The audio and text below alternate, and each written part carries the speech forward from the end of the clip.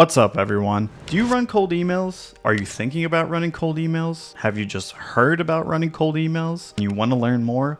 Well, stick around because this video is extremely important. Today, you're going to find out exactly what has changed in cold emails from 2023 to 2024. Now, if you're still using 2023 strategies, that means your campaigns are probably flopping, you're landing in spam, you might not even know it, you're not landing any meetings, and your offer just isn't resonating with the right target audience. Now, by implementing these new and improved 2024 strategies and processes, your reply rates are going to absolutely skyrocket. You're going to get a lot more targeted meetings, which means more closed deals. Now, for those of you that don't know me, my name is Jesse Rosa, and I'm a six-figure lead generation agency owner running for the past 2+ years. Now, without further ado, let's dive into it. All right, so we're going to go over a bit about what worked and kind of what people did in 2023 regarding cold email, and then we're going to go over and talk about the 2024 and the changes you need to make sure everything's effective.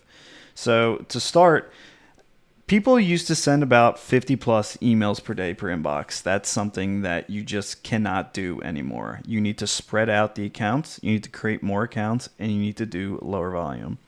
People used to use Zoho or their own VPS for inbox hosting and stuff like that. Really doesn't cut it. People used to do broad targeting, so maybe just doing a spray and pray approach and kind of just picking out from the replies somebody who actually was a good fit. 5-step, maybe 7-step sequences, just doing like an almost unnecessary amount of follow-ups, just bugging the prospect relentlessly, hoping to get a reply on that step 5 or step 6 or step 7 of the campaign, like 70 days after the first contact. Minimal spin tax. A lot of people really didn't use this, and it really wasn't necessary to make sure you bypass those ESP spam filters. And then we could talk about minimal email verifications. You used to get away with just verifying a list and, maybe picking at that list every couple days, every couple weeks, verifying it once, and then using that lead list in like a month or two. You can't really get away with that anymore. You have to kind of verify day of campaign launch. Call to actions that were really harsh and abrupt for a call, like asking for a demo right away or 15 minutes of their time. Another one would be slow speed to lead. You could reply maybe the next day or in 2 days or in a couple hours, and they'd still be intrigued enough to agree to get on a call with you. Having too many inboxes per domain. So you really don't want to go above 2 right now, but people used to have like 10 inboxes per domain or 20 or 50 per domain. And it's just, that doesn't cut it anymore. You could say I a lot more than you, just kind of talking more about what you do, what we do, what we can accomplish, what we've accomplished. And then last but not least is not really sending value or sales assets, kind of just selling yourself, selling the product, selling the service, and then just requesting an abrupt call right away. Now let's talk about 2024 and what has changed and what you can do to fix this. So with the 2024 strategy, you want to have 20 to 25 emails per day per inbox. This is the sweet spot. Just get more domains, keep the volume low, and you're going to see your results absolutely skyrocket. I would not go over this right now, especially with all this spam regulations that Google is announcing. Definitely just use Outlook or Google for your inboxes. Zoho is a no-go unless you just want to blow your money and never get one reply in the world. Don't try to do this whole VPS server thing. You're just going to fall apart. Stick with Outlook, stick with Google. Good shit ain't cheap. You have to pay for it. So no more broad targeting. It's more about like intent now. You have to segment your lead list as hyper-specific as possible and gather intent, whether we're talking about software, they're using a complementary software, or they're using a competitor software, or they recently raised capital and they just got a new hire in marketing and they're using this marketing software that's complementary to your software that helps with project management for marketing. That's a hyper-specific campaign and it's really going to resonate with them. So stick with that. 2 to 3 step sequences.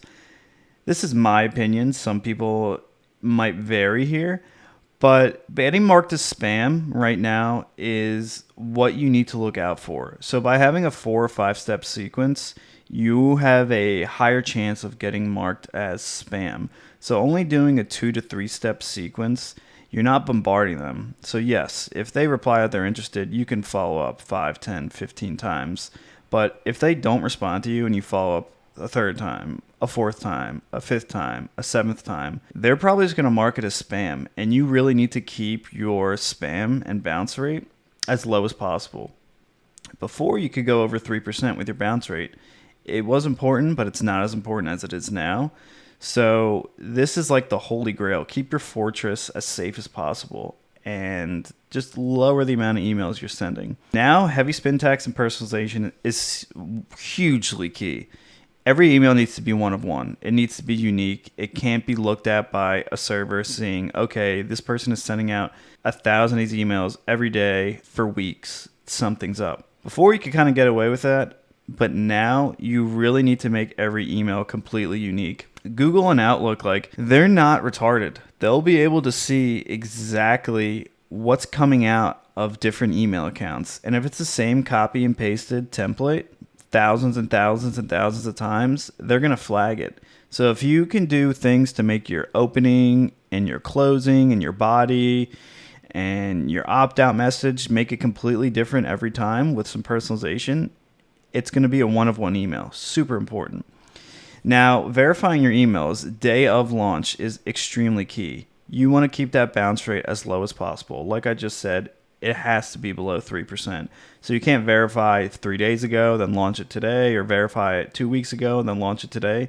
Verify it, and then launch the campaign like within an hour. Because rule of thumb is, say you have 1,000 leads, for every month that goes by, you lose about 100. So you lose about like 8 to 10% go invalid month on month. Now, call to actions, open-ended is the way to go. You want to keep it not like a yes-no question based, like, hey, what software do you use? Or is this something that, you might be open to exploring here? Not like, do you want to get on a call or do you want to get on a demo? Would you be open to me sending some case studies? Now, replying to leads in under 10 minutes. This is great. Speed to lead. You can flag this with Zapier automations to Slack to really see when notifications are coming in. You need to be on top of this. The faster you reply, the better results you're going to get. Simple as that. Max 2 inboxes per domain. So you only want to have a max of 2 inboxes for each domain that you're setting up. Before, you could do a couple more. People were doing 10, 20. Max 2. You could do 1 inbox per domain, or you could do 2 inboxes per domain.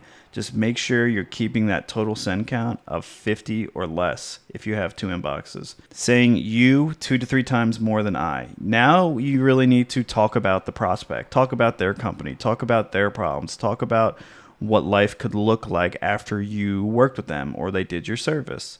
It's no longer about presenting and selling yourself. You have to make them envision what can happen for themselves. Sending sales assets like case studies or resource docs and videos. This is one of the highest performing call to actions. You could talk to any other lead generation gurus out here.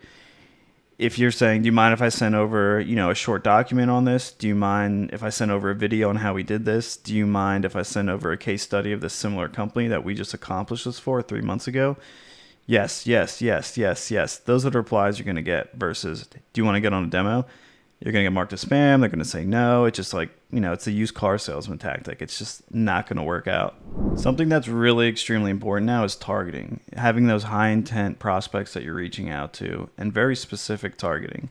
So if you could look at this simple chart we have right here, bad targeting plus a good offer equals no. Good targeting plus a bad offer equals no. Good targeting plus a good offer equals yes. You can't do anything without good targeting. You need to have a good offer and you need to have good targeting. The fact of the matter is, if you're reaching out to the wrong people with a great offer, you are just wasting fuel in the tank.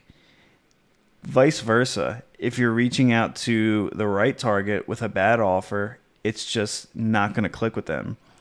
So craft your own offer, make sure it's very relevant and it actually has a valid value proposition, but make sure you're really targeting the people who need this most, who actually are in the position to convert on this sale for whatever service or software you're selling. Now, how do we identify the right audience? How do we get this high intent data? So let's start here, right? Now we're going to identify the audience. Okay, who are we targeting? Who are we trying to reach? Now let's look up some intent-based triggers. Recently funded, change in position, what software are they using, what competitor software are they using, are they using a complementary software? Now let's tailor our message that's based off of our research finding and their job title. There should be a different script for people marketing, for people in operations, for a founder.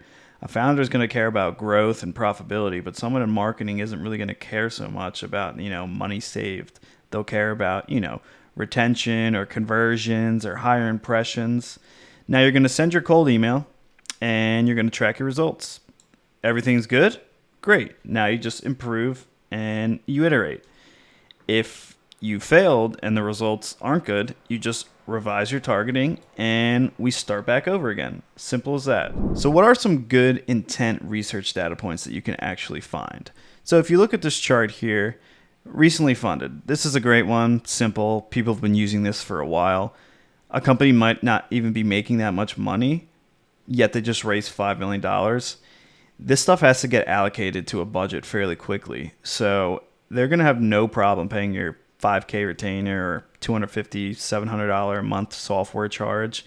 They have the money, they plan on spending it, and they allocate a lot of this to a marketing and sales budget. So using a competitor is another good one.